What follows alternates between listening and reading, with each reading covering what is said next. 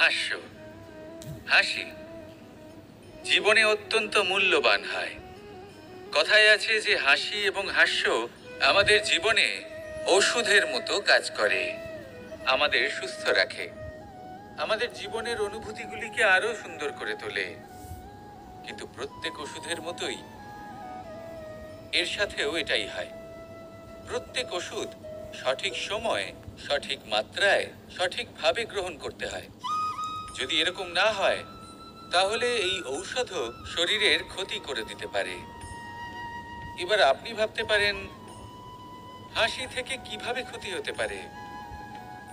আপনি যদি অন্য কারোর উপরে হাসেন তাহলে হয়তো তার মনে কষ্ট হতে পারে, তার অন্তরের মিত্র হয়তো শেষ হয়ে যেতে পারে, আর অন্তরের শত্রু জেগে উঠতে পারে। কিন্তু এটাই যদি আমরা সকলকে সাথে এনে সকলের সাথে হাসি, তাহলে হয়তো আমাদের অন্তরের এই হৃদয়ের ভেতরে লুকিয়ে থাকা যে শত্রু তা শেষ হয়ে যেতে পারে, আর অন্তরের বন্ধুসত্তা প্রকাশিত হতে পারে। ঠিক কি না? এবার আপনাকে উদাহরণ দিই। যখন দ্রৌপদী দুর্যোধনকে নিয়ে হেসেছিল তখন তা মহাভারতের সৃষ্টির কারণ হয়েছিল। কিন্তু সেইখানেই যখন পার্থ আর মাধব একসাথে বসে মৃদুমন্দ হাসতেন তখন ধর্ম স্থাপন করা হয়েছিল। তা আপনি কি চান? কাউকে নিয়ে হেসে তাকে আঘাত করতে চান, নাকি সকলকে একসাথে এনে তাদের হাসিয়ে তুলে ধনাত্মক প্রভাব ফেলতে চান? সিদ্ধান্ত আপনার। আসুন আর আমার সাথে ভালোবেসে বলুন রাধা রাধা। সিংহ। কথায় আছে সিংহ হলো বনের রাজা। কিন্তু যখন সিংহের তথা বনের রাজার খিদে পায় তখন তাকেও বাইরে এসে কর্ম করতে হয়। কোনো হরিণ নিজে সিংহের সামনে এসে এটা বলে না যে আরে আপনি হলেন বনের রাজা, আপনি আমাকে ভোজন রূপে গ্রহণ করুন, আমি নিজের প্রাণদান করতে প্রস্তুত রয়েছি। এমন তো কখনোই হয় না। সিংহকে গুহা থেকে বাইরে বেরোতেই হয়, বনে ঘুরে বেড়াতে হয়, ধৈর্য ধরতে হয়, বিভিন্ন ধরনের পরিশ্রম করার পরেই তার ক্ষুধা নিবারণ হয়। হরিণ নিজে থেকে তার কাছে চলে আসে না। সেইভাবেই জীবনে কি সাফল্য আমাদের কাছে নিজে থেকে হেঁটে আসে? কখনোই আসে না। ততক্ষণ আসে না যতক্ষণ না আমরা পরিশ্রমের পথে চলা শুরু করছি। পরিশ্রম করতে থাকুন, এই পরিশ্রমের পথে অগ্রসর হতে থাকুন। যতক্ষণ আপনি পরিশ্রমের পথ ধরে এগোতে থাকবেন সাফল্য আপনার কাছে আপনা আপনিই চলে আসবে। তাহলে জীবনে নিরন্তর প্রয়াস করুন, পরিশ্রম করতে থাকুন, সাফল্য লাভ করুন, আর আমার সাথে ভালোবেসে বলুন রাধা রাধা। সাফল্য এবং অসফলতা। মানুষের জীবন এই দুই চাকার ওপরই দাঁড়িয়ে থাকে, এর আশেপাশেই ঘুরতে থাকে। তাই সাফল্য এবং অসফলতা অত্যন্ত লাভদায়কও হতে পারে, আবার অত্যন্ত ক্ষতিকারকও হতে পারে। নির্ভর করছে মানুষের উপর। যদি কথা বলা হয় সাফল্যের, তাহলে যখনই সাফল্য আসে তখন সেই সাফল্য তার মাথায় চড়ে বসে। তিনি নিজের পথ থেকে সরে যান, লক্ষ্যভ্রষ্ট হয়ে যান, অনুচিত কাজের দিকে অগ্রসর হয়ে পড়েন, বিনাশের দিকে অগ্রসর হয়ে পড়েন। কিন্তু সেই সাফল্য যদি মাথায় চড়তে না দিয়ে মনের মাঝে বাস করে তাহলে সে নিজের সাফল্য অনুভব করতে পারবে, নিজের কর্তব্য অনুভব করতে পারবে, ভাববে যে কিভাবে এই সাফল্য দ্বারা সমাজের কিছু মঙ্গল করা যেতে পারে, আর সেই সাফল্যই তার জন্য বরদান হয়ে যাবে। এবার যদি কথা বলি অসফলতার, তাহলে যখনই অসফলতা আসে তখন মানুষ তাতে মন খারাপ করে বসেন, দুঃখী হয়ে পড়েন, হেরে গেছেন বোধ করেন, জীবনের সামনে অগ্রসর হওয়ার সাহস করতেই পারেন না। তার কি করা উচিত? তার মন থেকে না ভেবে মস্তিষ্কের দৃষ্টিভঙ্গি দিয়ে ভেবে দেখা উচিত যে আমি এমন কি করলাম যাতে আমি অসফল হলাম। নিজেকে শুধরে নেওয়া উচিত। তখন এই অসফলতা মানুষের কাছে আশীর্বাদ প্রমাণিত হবে, আর পরের বার তিনি অবশ্যই সফলতা লাভ করবেন। তাই মনে রাখবেন, সাফল্য এবং অসফলতা আপনার জন্য লাভদায়কও হতে পারে, ঘাতকও প্রমাণিত হতে পারে, বিধ্বংসীকারীও হতে পারে।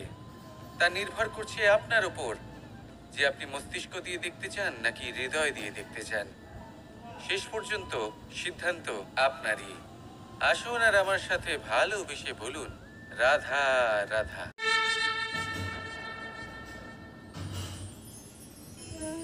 জীবনে ক্ষমা চাওয়া তাও কিছুটা সহজ, ক্ষমা করতে পারা অত্যন্ত কঠিন। ক্ষমা, দুই অক্ষরের এই শব্দ হতে পারে, কিন্তু অত্যন্ত বড় এই শব্দ, অত্যন্ত গুরুত্বপূর্ণ এই শব্দ। কখনো কখনো অন্য কাউকে ক্ষমা করে দেওয়া তাও কিছুটা সহজ কাজ, কিন্তু নিজেকে ক্ষমা করতে পারা অত্যন্ত কঠিন হয়ে দাঁড়ায়। অতীতে যদি আমাদের এমন কোনো ভুল হয় যে কারণে আমরা নিজেকে ক্ষমা করতে পারি না, অনেক সময় এমন কিছু ভুল করে বসি যে বিষয় শুধু আমরাই জানি, কিন্তু আমরা নিজেকে ক্ষমাই করতে পারি না।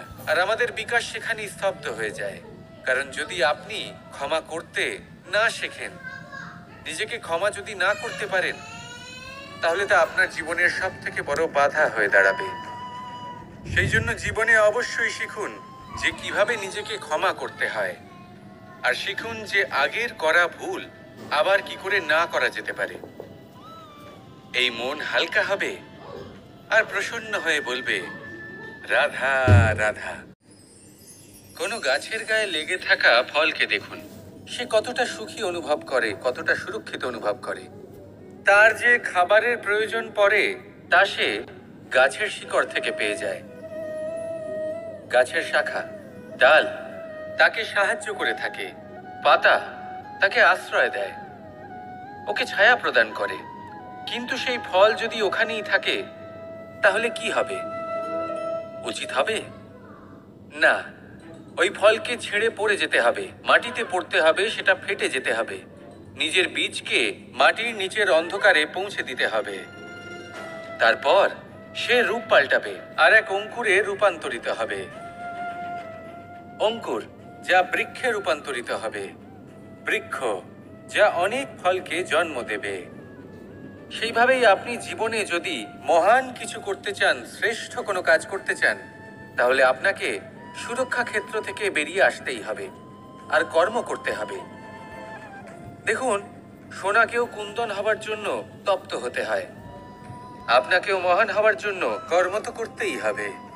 তাই কর্ম করুন, মহান হয়ে উঠুন, আর আমার সাথে ভালোবেসে বলুন, রাধা রাধা। সংসারে দুই ধরনের পথ হয়, উচিত পথ আর অনুচিত পথ। একটা শুভর দিকে নিয়ে যায় আর একটা অশুভর দিকে নিয়ে যায়। অনেক সময় অজ্ঞানতাবশত জীবনে আমরা সেই পথ নির্বাচন করে নিই যা আসলে অনুচিত। তারপর নিজেকে আশ্বস্তও করে ফেলি যে এই পথেই চলতে হবে, এখান থেকে ফেরার পথ নেই। কিন্তু যদি সত্যি বলি, তাহলে এটা শুধুই আপনার ভ্রম। আপনার মধ্যে শুধুমাত্র একটু দৃঢ়তার অভাব আছে, তা জাগ্রত করুন আর বাড়িয়ে তুলুন। আপনি দেখবেন এই সংসারে এমন কোনো পথ নেই যেখান থেকে ফিরে আসা সম্ভব নয়, এমন কোনো মানসিকতা নেই যা বদলানো সম্ভব নয়।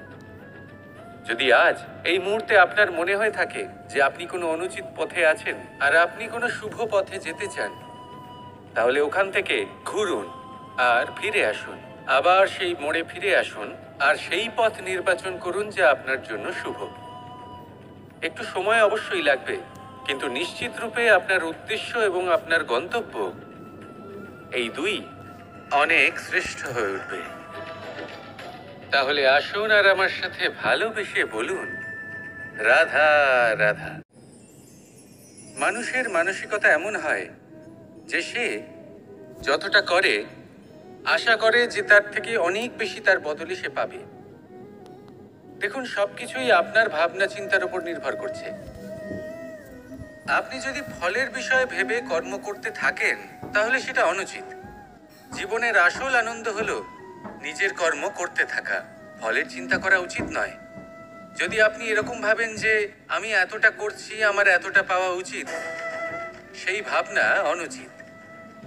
যদি আপনি সেবার মানসিকতা নিয়ে কর্ম করতে থাকেন, কর্মচক্রে প্রবাহিত হন, যদি আপনি এমন ভাবনা রাখেন যে আমি এতটা পাচ্ছি, তাই এর থেকে অনেক বেশি আমি কর্ম করব, তাহলে নিশ্চিত রূপে আপনি যতটা করছেন তার থেকে অনেক বেশি আপনি পাবেন, আপনার আশার থেকে অনেক বেশি আপনি পাবেন।